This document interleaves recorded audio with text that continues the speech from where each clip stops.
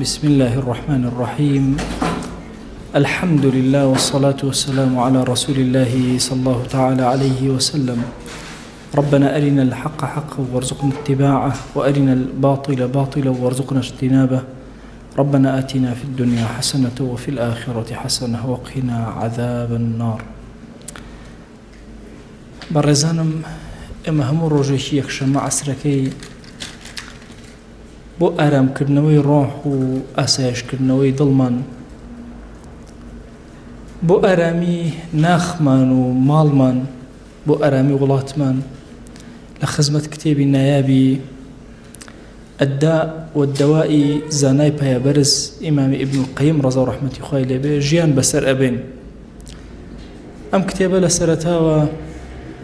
کۆمەڵێت دەوای زۆر بە قووەتی دا بە ئێمە. یەکێک لە دەوا زۆر بە قووەتەکان فەرمووی بریتێ لەوەی کە ئینسان قورئانی زۆر بخوێنێ و لە خزمەتی قورئانا بێت. دووهەم بریتێ بوو لە دوعاکردنی زۆر. سێهەم بریتێ بوو لە کردەوە عەمەلی ساڵح. دواتر ئەم زانە پایەبەرزە هاتە سەر باسی گوناهەکان کە چۆن ئاسایشی دڵ تێک ئەدەن، ئاسایشی ڕۆح ناهێڵن، ئارامی ناخەکان تێک ئەدەن بەسەرێکە. زۆرێک لە زەرەرەکانی گوناهی بۆ باس کردین. ئەو گوناهانە ئەبنە هۆکاری ئەوەی کە ئینسان لە عیلم دوور کەوێتەوە، حرمانی ڕزق بێ ڕزقی نەمێنێ، لاشە و بەدەنی بڕزێ، فکر و ڕۆحی بڕزێ، هەتا وەکو ئەوەی کە عەقڵ لە دەست ئەدا گەیشتین. ئەمڕۆ باسی دوو زەرەر لە زەرەرەکان ئەکەین. یەکەمین زەرەریان بریتیە لە ئەوەی کە ئینسان لەسەر گوناه بەردەوام بوو، وردە وردە مۆر لە دڵی ئەدرێت، ئیتر هەست بە ئازاری گوناه ناکات و کۆتایی پێدێ. ئەفەرمێ أن الذنوب إذا تكاثرت طبع على قلب صاحبها فكان من الغافلين. ئەگە هەر کەسێ گوناهی کرد و لەسەری بەردەوام بوو، هەر بەردەوام بوو، هەر بەردەوام بوو، وهای لێت کە طبیعی ئەبێتەوە بەلایەوە گوناهەکان و کەسێک حیسابەکرێت لە کەسە غافڵەکان. فەردێک ئەبێت لە ئەفرادی غافلین. طبعا غافلین زۆر خەتەرێکی زۆر گەورەیە. ئینسان کە غافڵ بوو لەخوا، ئەو دڵی کە گەیشتە ڕوتبەی غافلین، ئیتر تەواو نورەکەی کوژاوەتەوە، نوری ناو دڵی. ئەفەرمێ هەندێک لە سەلەفی صالح فەرموویانە کەلا بەل ڕانە عەلا قولوبیهم ما کانوا یەکسیبون. بەهۆی ئەو شتێک کە کەسبیان کردو خوا مۆریەوە لە دڵیان. ڕانە عەلا قولوبیهم وهو الذنب بعد الذنب. ئەفەرمێ بریتێ لە چی؟ یعنی چۆن دڵی داکوتاون، مەسەن مۆری لێداون. ئەفەرمێ گوناه بە دوای گوناه ئەیکەن، کاتێک ئەزانی مۆر لە دڵیان دراوە، ئیتر هەستیان نامێنێ، ئەچن ناو غافڵەکانەوە. ئەفەرمێ حەسەنی بەسری ڕەزا و ڕەحمەتی خوای لێبێ گەورە پیاوی تابعی، ئەفەرمێ گوناهە کرد بەسەر گوناهە، گوناهە کرد بەسەر گوناهە، لە ئەخیرە حتا یعمی القەلب، حتا دڵی ئینسان کوێرە بێت. ئێمە شتێکمان هەیە پێوترێ بەسەر، شتێکمان هەیە پێوترێ بەسیرەت. بەسەر ئەم چاوەی سەرمانە کە ئەبینێ، بەسیرەت چاوی ناخمانە کە ئەبینێ. لە فەرمای شتێکە ئەفەرمێ ئینسانی موسڵمان سنەتەکە شوێن پێغەمبەریان صلی الله عليه وسلم لە هەموو شتێکە ئەکەوێ، حتا ئەفەرمێ كنت بصره الذي يبصر به. خوا ئەفەرمێ ئەبمە ئەو چاوەی کە پێ ئەبینێ. بۆیە چاوێکی باتینی ئینسان هەیە، بەسیرەتی ئینسان چەند خواناز بێ زیاتر چاوی کراوەتر ئەبێ، باشە و خراپە زیاتر لە یەک ئەکاتەوە. ئیمامی عومەر ڕەزا و ڕەحمەتی خوای لێبێ یەکێکە لەو کەسانێکەوە مولهەمە لەناو ئەم ئومەتە، چاوی بەسیرەتی بەتاوی کراوەتەوە. بۆیە بینی کەسێکە بینە کێتە ناو مەدینەوە یەکسەر پەلامەرەدا ئەیگرێت، ئەڵێ ئەمە نیەتێکی خراپی هەیە. کابراژ ئەڵێ من هیچ نیەتێکم نییە، هاتووم بۆ سەردان. ئەڵێ نا، ئیلا نیەتێکی خراپیە. تون دەسو ئەوانەیە گرێ باتە لای پێغەمبەری خوا صلی الله عليه وآله وسلم. یا ڕەسوڵ الله، ئەم پیاوە ئەبینم طەبیعی نییە، بۆچی هاتووی؟ وەڵا هەر هاتووم زیارەتەکەم. ئەی تۆ لەگەڵ فڵان کەسا دانەنیشتن پێکەوە، نەدوت ئەگەر قەرزان نەبوومە ئەچووم محەممەدم ئەکوژد، ئەو نەیوت قەرزەکانە بۆ دەمەوە، نەهاتی بن بکوژی. شایەتمانی هێنا. مەبەستەکەم لە ئیمامی عومەرە ئەوەندە وریا یەکسەر ئەم کەسەی ناسی. ئەبوو لؤلؤی مەجوسی کاتێکە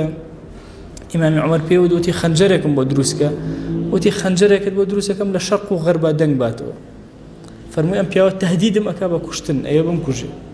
وتیان کوڕی ئیمام نیەت باش بێ لەگەڵێ، وەڵڵا ئەم پیاوە فەقیرە ئەڵێ خەنجەرێکی باشە بۆ دروستەکەم. وتی خەنجەرێک نیە لە شەرق و غەربا دەنگ باتەوە مەگە منی پێ بکوژرێ، اینجا دەنگ ئەداتەوە. ئەم چاوکراوەیی دڵ ئەفەرمە جارێکیان ئیمامی عوسمان و ئیمامی عەلی ڕەزا و ڕەحمەتی خوای لێبێ دانیشتبوون، تەوانا بە کەرامەتی موسڵمانی حسابە کرێ، بە بەسیرەتی چاوی حسابە کرێ، بەسیرەتی دڵ. ئەفەرمە پیاوێکیان بینی ئیمامی عەلی فەرمووی ئەم کەسە حەدادە، ئاسنگەرە. ئەڵێ ئیمامی عوسمان فەرمووی نە دارتاشە ئەمە نەجارە. ئەڵێ پرسیاریان کرد لە کابراوەتی وەڵاهی زۆر دەمێ ساڵە خەریکی نەجاریم، بەس ئێستا میهنەکەم مودەتێکە گۆڕە کردوم بە حەدادی. قسەی هەردووکیان تەواو دەرچوو. ئەمە چییە؟ ئەمە بەسیرەتێکە کە ئینسان بە چاوی دڵ سەیرەکە. بۆیە زۆر کات ئینسان ئەگەر هات و زۆر ڕۆس و لە خواناسیە ئەگاتە ئەوەی چاوی دڵی بکرێتەوە. ئەگەر لە گوناها بوو چاوی دڵی کوێرە بێت، وای لێ کە مۆر لە دڵی ئەدرێ، ئیتر هیچ شتێک نابینێ، ڕۆشنایی نابینێ. ئەسڵەن هەموو ناشرینەکان ئەو بە جوانی ئەبینی. ئینسان هەر کاتێک گەشتە ئەو حاڵەتە ئیتر لە غافلینە، یعنی لەخوا بە دوورە، لە غەفڵەتێکی تەواوە، ئاگەی لەخوا هەر نامێنێ. غەیری حەسەنی بەسری فەرموویانە کاتێک کە ئینسان گوناهەکانی زۆر ئەبێ، مەعاسیەکانی زۆر ئەبێ، ئاوا دەوری دڵی ئەدەن، ئیتر دڵی هەرچی ئەکا وەکوایە دیوارێک دەورەی یابێ، نوریەکەی ناو دڵی ناتوانێت هیچ شوێنە ببینێ و هیچ جێگایەک ببینێ. ئەسڵی ئەمەش چۆنە؟ لە کاتی گوناها دڵ ژەنگەکات، هەتا وەکو گوناه زیاتر کە ژەنگ زیاتر ئەبێ، هەتا وەکو وای لێت ئیتر دڵەکە دەرناکەوێ و نەبێ. ئەسڵەن وای لێ قوفڵ لە دڵی ئەدرێ، ختم لە دڵی ئەدرێ. سبحان الله، کە ئەنەما دڵ لە ناو پەردەیەکی تاریکە یا کراوەتە ناو تورەکەیکی تاریکە و بەسراوە، ئیتر هیچ ڕۆشنایی نابین. ئەفەرمێ ئەگەر لە دوای هیدایەت و بەسیرات ئەمەی بۆ دروست بوو، سبحان الله عەکسە بێتەوە. یەکەم جار دڵ ئەوەندە ڕۆشنایەکەی بەقووەتە هیچ حیجابێ ڕاگیری ناکە، بەڵام دواتر وردە ئەکوژێتەوە گوناهەکان تاوەکو نورەکەی تەواو. زانانی کۆن هەمیشە فەرموویانە کە ئامۆژگاری تەڵەبەکانی خۆیانیان کردو و تویانە ڕۆڵە هیچ کەس نییە لە دایک بێ هەموو دڵی نورە، سێوە کێ هەیە ڕقی لە مناڵ بێ؟ سبحان الله، مناڵ هەموو کەس خۆشیە. یعنی تەسب مامۆستا سەعیدی نورسی قسەیەکی زۆر عەزیمی هەیە، ئەفەرمێ ئەگەر بێت و دایکێک فیداکاری دایکێک سیر بکرێ بۆ مناڵێک، لەبەرەوەی ئەم مناڵە دڵی خۆی ئاوا بۆ شێوازە کردوێتەوە، زەردەخەنەیەکی مناڵەکە 100 کەس بێ بە قوربانی. ئەڵێ ئەگەر پاشایەک بێ وەکو مناڵ خزمەت کرێ بە پارە، ئەڵێ ئەگەر هەموو تاقە و کاتی خۆی سەرفکە ناتوانێت جێبەجێکە. بۆ نمونە کەسێک ئەگەری ئەڵێ نانکە بەدەمەوە، کەسێک ئەگەری ئەڵێ جلەکانم بۆ بگۆڕە، کەسێک ئەگەری ئەڵێ کە ڕۆشتم هەڵسام دەسم بگرە، کە قسەم کرد بە قسەکە غەڵەتیش بێ پێ بکەنە بەرامبەرم، ئەڵێ ئەمانە هەمووی ئەکرێ بە پارە. ئەڵێ بەڵام قەت بۆی ناکرێ بە پارە کەسێک ڕاگیر کاکەوە پیسایەکەی پاکاتەوە، نەک پاکی کاتەوە بە دڵ گۆرانی بەسەر ئەم پیسایی ئەم مناڵەیە بڵێ. ئەڵێ سبحان الله، ئەگەر ئەمە خوا تەسخیری ئیلاهی و دڵی پاکی ئەم مناڵە نەبێ قەت شتی وا نابێ. بۆیە سبحان الله ئەم مناڵە یەک کۆمەڵ نور لە ناو دڵیایەتی، دوای گوناه ئەیکوژێنێتەوە. هەر ئەم مناڵە جوان و نازدارە ئەبێتە کەسێکی مجریمی زۆر گەورە، خەڵک ڕقی لێبێت. چەند کەسی مجریم هەبوو خەڵک هەموو ڕقی لێ بۆتەوە، مێژوو نەفرینی لێ کردووە و کەدی خەت ئەدەی هۆکارەکەی چییە؟ گوناه ڕەشی کردووە، وای لێ هاتووە تەواو. بۆیە بەڕاستی ئینسانی موسڵمان زۆر پێویستی بەوەیە بۆی ئاسایشی ڕۆحی بۆ دروست بێ، نەهێڵێ نورەکانی بکوژێتەوە، زیادی کە نوری سبحان الله زیاد کە، نوری ئەستەغفر الله زیاد کە، نوری الحەمدولله زیاد کە، نوری سەڵەوات لەسەر پێغەمبەریان صلی الله علیه وسلم لە دڵتا زیاد کە. هەر کاتێک کە گوناهت کرد هەستەکەی تارمایەک لە ناختا لە دڵتا دروست ئەبێت. ئێمە پێویستمان بەوەیە کە ئاگامان لە دڵەکانمان بێ بۆ ئەوی بەهۆی گوناهەوە ئەم حاڵەتەی بۆ دروست نەبێت، تووشی ئەم غەفڵەتە نەبێت. ئەمە ئەگەر گوناه هیچ خراپەیەکی نەبێ، ئەم ڕەشکردنەوەی دڵ نەبێ و نەمانی بەسیرە نەبێت لێ کفایەتە. هەندێک جار مەسەن دایک باوک حیج لە مناڵەکەی خۆی حاڵی نەبێ، هۆکارەکەی چییە؟ عسیانی ئەم باوکە ئەم دایکە دڵەکەی ڕەش کردووە هیچ نابینێ کوێرە بێ هەندێک جار سبحان الله ڕەفیق لەگەڵ ڕەفیقە پێی نازانێ کاتێک ئەزانێت تەواو دڵی ئەم ڕەش بووە ئەسڵ نور و ڕووناکی نابینێت تەواو ئەبێ هەزاران فێڵی لێ ئەکرێ زۆر بەلایەوە طەبیعیە یعنی ئێمە ئەگەر لە مجتەماعی خۆمانە سیرکەین ئەگەر کەسێکی عاقڵ ببێت من مناڵ بووم بیرم ئەکردەوە باسی زمانی دەرەبەیان بۆ ئەکردین ئەمە باشە کەسێکی ئازا نەبووە کەسێک نەبوو لەم واقعی خۆی تێبگا واز لەو شتە بێنێ مەسەلەن قبول نەکەکەوە ئەو زوڵمانەی لێ بکرێ طبعا ئەمە هەر بە زیهنمە ئەگوزەرا هەتاوەکو تۆزێک گەورە بووین بیرمان کردەوە خۆ لە دوای ئێمەش ئەگەر خەڵکێک بێت سێری مێژووی ئەم ڕۆژەی ئێمە بکاڵێ باشە خەڵکەوە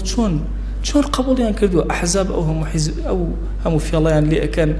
اینجا دوای خۆشیان ئەچن دەنگیان پێ ئەدەن ئەوە چ قەومێک بوون ئەوەنە گێل و جاهیل بوون ئەوانیش بە دوای ئێمە وامان پێڵێن بۆیە ئینسان کەوا لەناو گوناها وردە ڕۆچ و سبحان الله حج ئاگای لە خۆی نامێنێ چۆن ئێستا ئێمە دیقەت بدەن گوناهی غیبەت بزان چی لێ کردوین هیچ هەستی نەهێشتوین گوناهی تەتەبوعی عەورەتی خەڵک شوێن کەوتنی عەیبەی خەڵک ئێستا وەرە بەیانی بنووسە لە تۆڕە کۆمەڵایەتەکانە بنووسە ماسا بدایم وتارێکی هەبوو لەسەر ڕۆح دە 12 کەسە سەیریەک بڵێ ئەی هاوار بزان ئەم مەلایە چی ئەکا بە کاک مەسعود یەکسەر لە ملیۆن تەجاوزەک بۆ چونکە خەڵک حەزەکە شوێن تەتەبوعی عەورەت کرد ئەمە عەیبەیە ئەمە عیبێکی زۆر گەورەیە لە ئینسانە هەر ئێستا وەرە هەر هەمومان پێکەوە چاوەچاومانە گۆڤارەکان جاران زۆ ئەفرۆشە جەریدە ڕۆژنامەکان کامەیان زۆ فرۆشیە بوو ئەگەر زانستی بۆیە فرۆشی نەبوو ئەگەر کۆمەڵە ڕۆژناوە بوونایە کە عیب و عاری خەڵکی دەرەخست هەر هەموو خەڵک پەلاماری ئەدا مانشێتێکی گەورە ئەنووسرا مەسەلەن گەندەڵەکانی فڵانە مەسئول دەنگی لە بازاڕانە ئەکەوتە خوارە هەمووی ئەفرۆشت بۆ چونکە خەڵک گوناهی تەتەبوعی ئەوە عەورەتی خەڵک لە بیری چووەتەوە تازە دڵی تووشی ڕان هاتووە لەو نقطە نورەکەی کوژاوەتەوە غافڵە ئاگای لە خۆی نییە بەڵکو چێژ وەرئەگرێ لە گوناهەکان بەعکسە بۆیە بەڕێزەکانە ئێمە زۆر پێویستمان بەوەیە لە گوناهەکان زۆر حەذەرکەین والله جاری وا هەیە خوا نورێکی زۆر گەورەت ئەداتێ بەهۆی گوناهێکەوە ڕێک ئەیکوژێنیتەوە طبعا ئیحسان ئینسان زۆر بەرزەکاتەوە بەس وا نەزانین بەس ئیحسان والله گوناهی جاری وا ئینسان هێنێتە خوارەوە مامۆستا سەعیدی نورسی کە ئەفەرمێ جارێ دەنگێش خاتە چەند بچووکە شارێک ئەسووتێنێ ممکنە یەک کۆمەڵشتی زۆر گەورەت کۆ کردوێتەوە گوناهەکان ئەیسووتێنێ چۆن یاری مار و پەیژە لە 99 بۆ 3 بۆ 2 ئەتێنێتە خوارەوە بە هەمان شێوەست ئەبێ زۆر ئاگامان لێبێ تووشی ئەم حلانی غەفڵەتە نەبین چونکە گوناه ئەگەر هیچ زەرەی نەبێ بەس زەرەکەی ئەمە بێ ئەم نورە جوانەی ناو دڵە بکوژێنێتەوە کە بەڕاستی نوری دڵیش کوژاوە نوری دەموچاو ئەکوژێتەوە يعني سرت سر أمانة سبحان الله أجر بس أما أبويا والله أما لجناه هو جناه خوان بارسة جورو بشوف زور كاد إنسان خوي جورو نوري كي زور جواني لدموتشاوا أداته ورده نور كاني تاريك كا بهوي جناه كان يا وتاوي ليه هيش نورك لدموتشاو للضليا نامن أم زررة إيش يقول زررة كانوا زرري دوهم ئێمە هەمومان پێغەمبەری خوامان صلی الله عليه و آله وسلم خۆشە زانایان ئەفەرمون کاتێک بۆ لە نوێژات و ئەڵێ السلام عليك أيها النبي كأنما تۆ سڵاو لەخوا کردو التحيات لله باشە دوای ئەوە ڕاستەوخۆ كأنما پێغەمبەری خوا صلی الله عليه و آله وسلم ئەوەندە نزیکە لە دڵتایە ڕوئەکەیتە دڵی خۆ دەڵێ السلام عليك أيها النبي ئەی ئەو کەسێک کە لە دڵمای سڵاوی خوات لێبێ ڕاستەوخۆ سڵاوی لێکە پیغمبری خوا صلی الله علیه و آله و سلم ئێستا هەر یەکێک بە ئێمە بڵێن ئەوە هاتووە دوعای خێرتان بۆ کە ئادەی چیتان هەیە پێ بڵێن چونکە یەقینمان هەیە دوعای گیرایە هەمومان هاوەرمان لێ هەڵەسی ئەچینە خزمەتی هەر یەکە و داوایەکمان هەیە لێ ئەکەین ئەی ئەگەر پیغمبری خوا صلی الله علیه و آله و سلم دوعای شەڕ لە کەسێ بکە هەر هەمومانە بێ لەو دوعا شەڕ خۆمان پارێزی والله هەندێک گوناه هەیە ئینسان ئەخاتە بەر لعنتي زماني في غمري خوا صلى الله عليه وآله وسلم سبحان الله يعني أم زمان الشيرين جواني في غمري خوا صلى الله عليه وآله وسلم لعنت لتوبك بيد بلا دور بي للرحمي خوا شلون جيانت ڕەحمیتی ئەبێ و خۆشەویستی و ئارامیتی ئەکەوێ. ئەفەرمێ الذنوب تدخل العبد تحت لعنة رسول الله صلى الله عليه وآله وسلم. قناها كان إنسان أخرج لعنتي في غمريان صلى الله عليه وآله وسلم. أفرمي في غمريان صلى الله تعالى عليه وآله وسلم لعنتي لزورك لقناها كاران وعاصي كان كردوه. لو أتي هندي لو أصيانا زور قورج نبن بلام لعنتي أي بوهاتو هرچند هندي لزانيان وكو إمام الذهبي أفرمون هر قناه لعنتي لقلا هات أو قناه كبيرة لفرماشتكاني في غمري خويا صلى الله عليه وآله وسلم هر قناه لعنتي لقلا بو شيء لعنت شكو دور بي للرحمة خوا أفرمون أما قوري بلام ابن القيم رأي أوهاني أفرمي هندي لقناه كان بشوكيشن بلام في غمريان صلى الله عليه وآله وسلم لعنتي ليكردو يكشك لو أنا أفرميه بيغمريان صلى الله عليه وآله وسلم لعنتي كردو لو كسي الربا أخوا رو كسي أبت وكيلي أو كسي كأينوسي أو كسي أبت شاهدي أو كسي أبت كفيلي همو أنا لعنتي لي كردو كوابو توبه أم قناها وكأيكي دور أبي للرحم إخوة بدعاي بيغمري إخوة صلى الله عليه وآله وسلم لعنتي كردو لدز لعنتي كردو لو كسيك مسألة جاج لمسألة زواجة محلل ومحلل له هردو كان لعنتي ليكردون واتو بياويك بغرزي حلال كردنوي آفرتك وبياوي كتر آفرتك نكاح كاتو طلاقي أدا لعنتي كردو لو كسيك وعارق إخواته أو كسيك أي جيري أو كسيك أي فروشي أو كسيك مشتري بو أبا أو كسيك ثمنكي باركي أخوة أو كسيك هلي أقري أو شتشي كتيا هلا أجيره بويا لولاتي خوما قد دقتان دابه يعني زور كاد من كنجوشتيا برسالم لي كان الله ما وصى كسك هاد نمان زاني كعراقي بيه هات ناو سيارة كمان شيب كين للسيارة كمان بوي سيارة كمان باق بيته أو كاركي أو فرمايشتي بيغمريانا صلى الله عليه وآله وسلم كبهيش يوازتونا بهاوكاري كسك عراخور بكي يان كسك تلياكي فرغناك كسك حشيشة خور كسك حشيشة هنا وأبا إما لما مسألة عراقة وهما أو ترسو أو هنا هي بلام هندي جار تساهل أكري لما دهوش بركانا أبي كسي مسلمان قجي مسلمان زور شاوي كرابته تاريخي بو دلي نهنه بو أم قناها لعنتي في غمري خواه صلى الله عليه وسلم بسر خواه نهنه هروها لعنتي كدو لعن الله من غير منار الأرض خواه لعنتي كدو لو كسيكوا خوي كفي غمريان صلى الله عليه وآله وسلم فرمي لعن الله يعني خوا لعنتي كردوه يعني بلعنت بي أو كسيكوا خريتي زوي أقوري غير منار الأرض أما ملكي خويتي يكتوز ديوارك أبات أولاتر سر ملكي قشتي سر ملكي تايبت يان أما أقر قورة تركي أم فرمايشتا باشا دولتي بو دولتي تر كاتك ظلمي لأكا ولاتي بو ولاتي كتر تغيير مناري زوي هندق أفرمون منار لخريتي زوي قورتره لو قورتره ك إما خومن هلا كان من كيشابه لا أو كسيكوا أيوه جغرافيا زوي بقوره لعنتي في غمري خوي صلى الله عليه وآله وسلم برأك إثر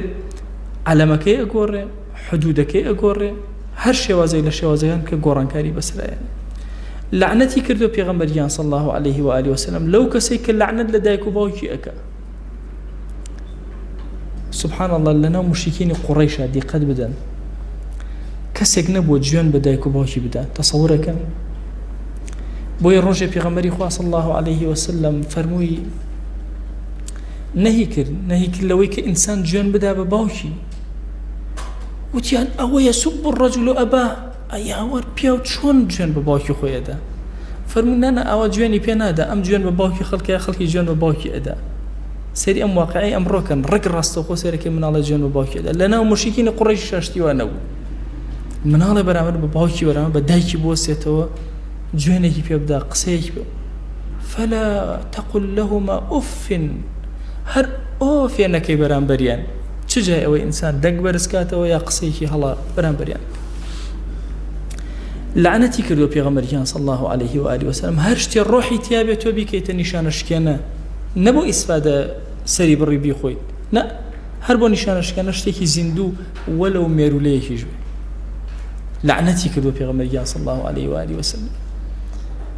لە فەرمایشتێکە سبحان الله ئەفەرمێ ئیبن عومەر جارێکیان تەشریفی مبارەکی ئەفەرمێ بە کۆڵانێکە ڕۆژ سێری کرد کۆمەڵی خەڵک تەیڕێکیان دانا و هەمویان بە بەرد بەدەست بەردی تێگرم زانی کێ بەریەکە زۆر تووڕە بخۆیە بەردەکان فەرمووی ئەترسم ئێستا غەزەبی خوا بەسەرتانە دا ببارێ لعنەتی خوا بەسەرتانە دا ببارێ گوێم لێ بۆ پێغەمبەریان صلی الله عليه و آله وسلم لعنەتی کردووە لەو کەسێکەوە شتێکی حەی و زیندوو دائەنێ و ئەی کاتە نیشانەشکێنە هەر کەسێک لە پیاوان خۆی بە ئافرەتان بچوێنێ و لە ئافرەتان خۆی بە پیاوان بچوێنێ لعنەتی لێکراوە هەر کەسێ بۆ غەیری خوا سەر بڕێ لعنەتی پێغەمبەری خوای صلی الله عليه و آله وسلم لێکراوە هەر کەسێ ئەعمالی قەومی لووط بکە نێربازی یان سیحاق طبعا سیحاق مێ لەگەڵ مێیە لیواتە نێر لەگەڵ نێرە هەردووکیان لعنەتی پێغەمبەریان صلی الله عليه و آله وسلم بەریەک ئەوە بابەتێکە لەو بابەتە زیندوانەی ئەمڕۆ باسیەوە ئەکرێ کە شەوازەکان مافیان هەبێ یا با بڵێم بێتەبیعەتەکان ئەوان مەسەلەن باسی مافیان بۆ ئەکرێت یعنی تۆ وەرە چ زەمانێکە تێکەوتوین سبحان الله خوا جل جلاله طبعی ئینسانی بە شێوازی خەلق کردو ئێمە بێن ئەم طبعی ئینسان بگۆڕین بە بارێکی ترە بۆیە لعنەتی بەرکەوتووە ئیبن قەییم لە کتێبەکە ئەفەرمێ ئەو کەسەی کاری لیواتە ئەکا ئیلا عەقیبەتی شەڕ بێ سبحان الله ئەیتر طبعا کاری لیواتە لە بینی دوو نێر یا نێرێک لەگەڵ مێیەکە لە دواوە یا تەنانەت خێزانی خۆی لە فەرمایشتێکە ابن القيم أفرمي أو كسيكوا لدوا وأشت لاي خيزاني أفرمي نيوتشواني الرش أبي عاقبتي شيء إلا بإيمان ونابت بويلا كردواري خو معنا لبرو أم كسر لطبعي إنسان الدرس يعني هر طلاقي أكيد كبر طبعا وهنيك طلاقي بكوي بلان بوشي أو تلاش كأم مروفة مروفاتي درس كلام مروفاتي درسو طلاقي أكيد لعنەتی کردووە لەو کەسەی گوێن بە دایک و باوکی بدا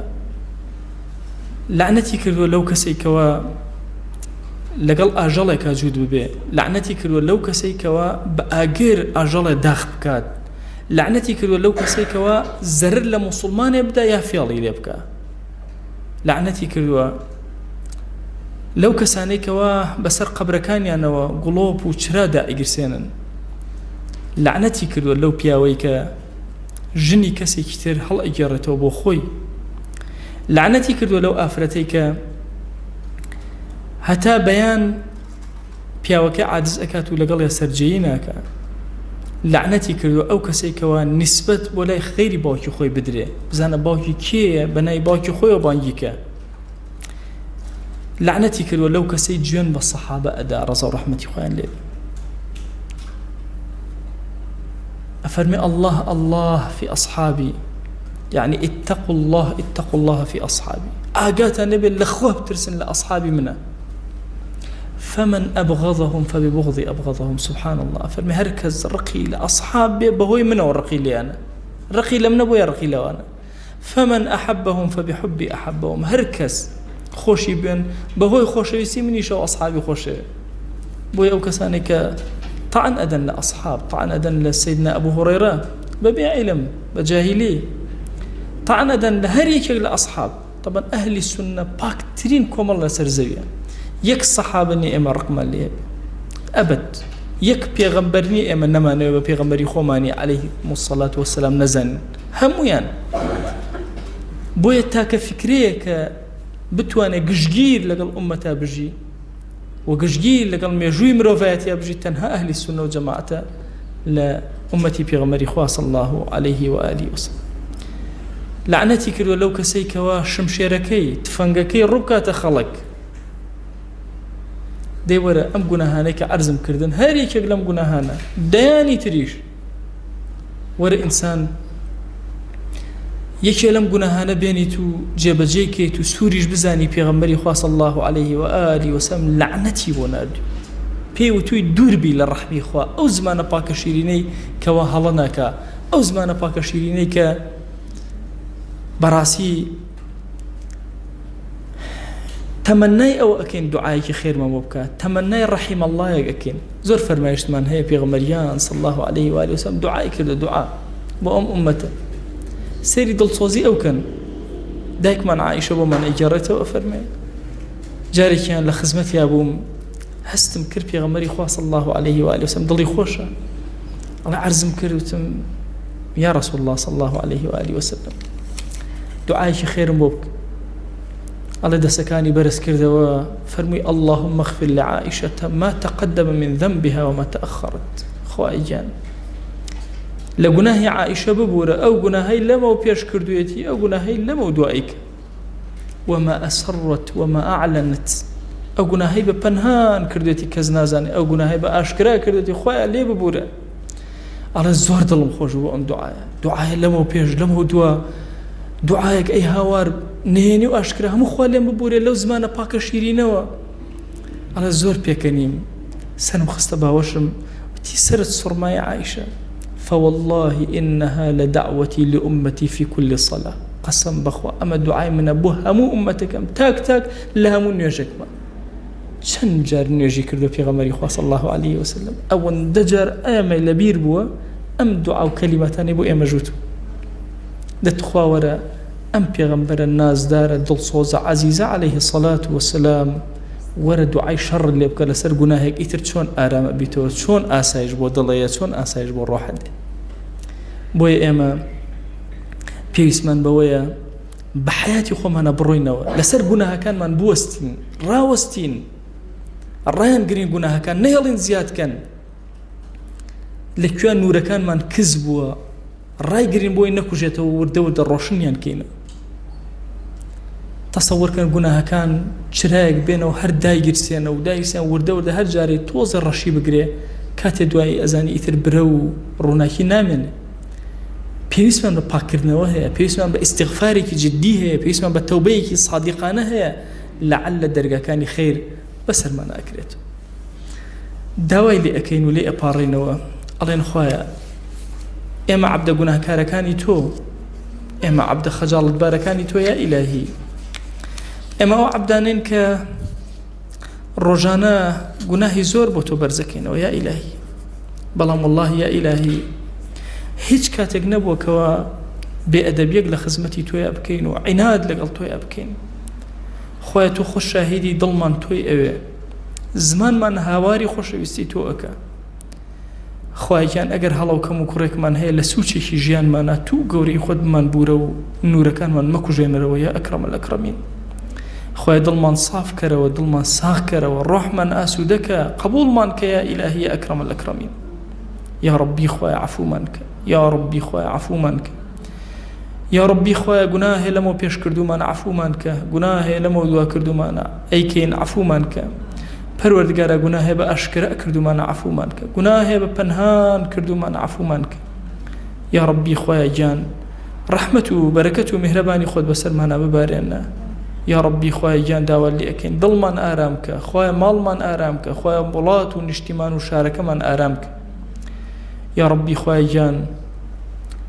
ئێمەی گوناهبار هەموو یەکشەممانێک لێرە کۆبینەوە لە خزمەت کتێبی نایابی ئەم پیاوە گەورانە خوایە بە نووری ئەم کتێبانە دڵمان ڕۆشن کەرەوە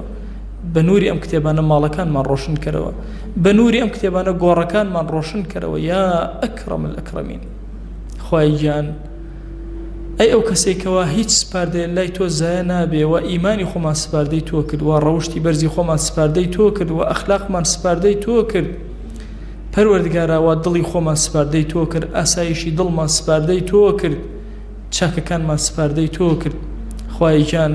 ئەی ئەو کەسەی سپاردە زایە ناکەیەوە خۆمان و دایک و باوک و خێزان و هاوسەر و مناڵمان سپاردەی تۆ کرد براو خوشەکانی خۆمان سپاردەی تۆ کرد خزم و کەسوکارمان سپاردەی تۆ کرد ڕەفیق و هاوڵ و مامۆسا و قوتابیمان هەموو سپاردەی تۆ کرد دراوسەکانی خۆمان سپاردەی تۆ کرد ئەی ئەو کەسەی سپاردە زایە ناکەیەوە گەنجەکانی شاری هەڵەبجەمان سپاردەی تۆ کرد ئەی ئەو کەسەی سپاردە زایە ناکەی وا گەنجەکانی کوردستانمان سپاردەی تۆ کرد یا ئیلاهی داوا لێ ئەکەین هەر یەکە و کۆمەڵی گرفتمان هەیە پەروەردگارە پێمان عەتاکە